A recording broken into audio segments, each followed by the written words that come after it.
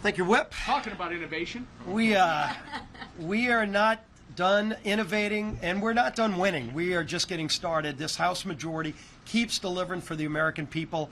I know nobody in this room did, but there were some who doubted whether we could pull off passing the one big beautiful bill.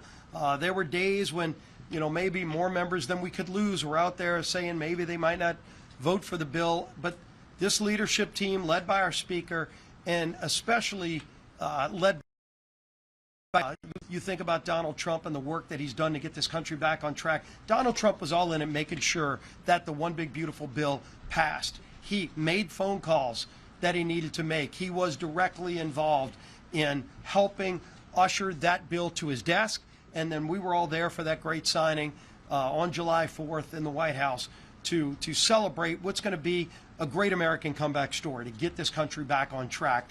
And it's great to welcome the Patties here. Great family business, multi-generational business, almost 100 years. I'll come see y'all if Petronas will have me for the 100-year celebration of what is part of the American dream. You know, what they described, you know, come to this country legally. Let's help start a business. We've got to figure out how to make ends meet. So let's meet demands and help in our community. And then as that demand was met, they found other needs and they grew into a just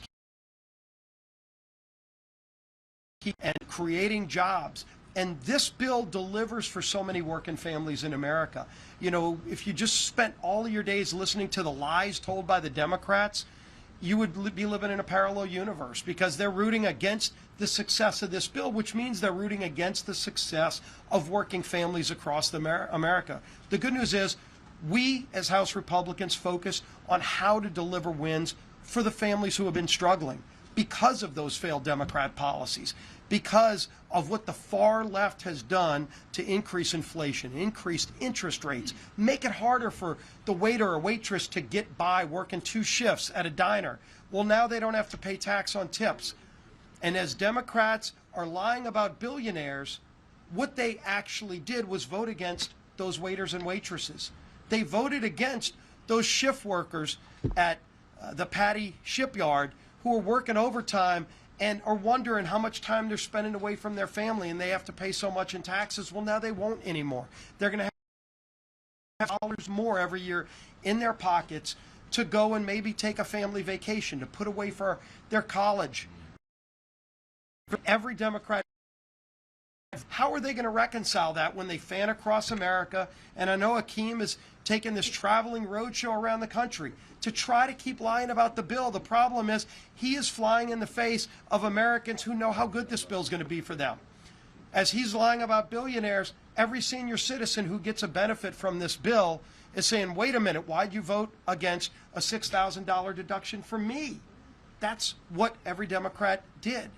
And so we're talking about the wins in this bill that a lot of people don't know about. We of course know about lower rates for everybody. Every Democrat voted to raise rates on everybody. I'm curious to see, as they travel around the country, will they answer the question, will Hakeem and all of his friends pay the higher tax rate that they voted to impose on every American family? They actually did that. They voted to raise every American's taxes. But now that the bill's passed, are they going to be hypocritical and take the lower rate? Or well, they can actually send more money in. They believe in taking more of your money, but they can send in more of their money. Will they do that and pay that higher rate that they voted to impose on everybody? I think probably not, but it's a fair question to ask. But in the meantime, all of those families who are going to benefit, a air traffic control system, as Congressman Petronas just talked about. We saw the floppy disks are running airports like in LaGuardia, floppy disk drives. I'm a computer science major. I learned in the 80s how to program a computer on floppy disks. We got rid of the floppy disks in the 90s. They're still running airports off of that old technology.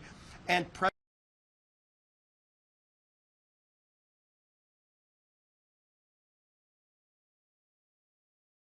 Modernizing, they have the confidence that that air traffic control system at their airport run off of modern 21st century technology, not 1980s technology. You think about school choice. First time ever the federal government passed a school choice bill to give families an option now. and it's available to every state. States have the ability to opt in. Gavin Newsom likes attacking people who go visit his state. He likes attacking the millions of people who leave his state because he's such a failed leader. I'm wondering, is Gavin Newsom going to stand in front of the schoolhouse steps and deny the ability for every low-income family in the state of California the ability to send their kid to the school of their choice if the local school is failing those kids? That's a dilemma now that people like Gavin Newsom will have to face. Will he bow to the teachers' unions and tell those low-income families, no, your kid's got to stay in a failing school, or will he take advantage of the great opportunity presented in this one big beautiful bill to allow those low-income families to send their kids to any school, to have the opportunity to seek the American dream like every kid in this country deserves? That's in this bill. President Trump's Golden Dome, so many other great things, but we're going to keep talking about it. We're going to pass great digital currency legislation this week to continue modernizing our laws to keep up with the technology of today. We're going to pass the DoD appropriations bill this week to make sure that our men and women in uniform at all those great military bases that are in Congressman Petronis and so many other districts will be able to have the ability to keep up, to keep recruiting, to keep being the best and brightest and strongest fighting force in the world. That's what we're going to do this week. We're going to keep delivering. We're going to keep fighting for those families who have been left behind for way too long. Those days are no longer. President Trump is in the White House. Republicans are running Congress. We're getting things done, and we're delivering results for hardworking families. And the man who never allows failure, who has said, no, we are not going to accept, even when the numbers don't look right, we're going to figure out a way to get it done, and we got it done because we've got a strong, bold leader as our speaker, Mike Johnson.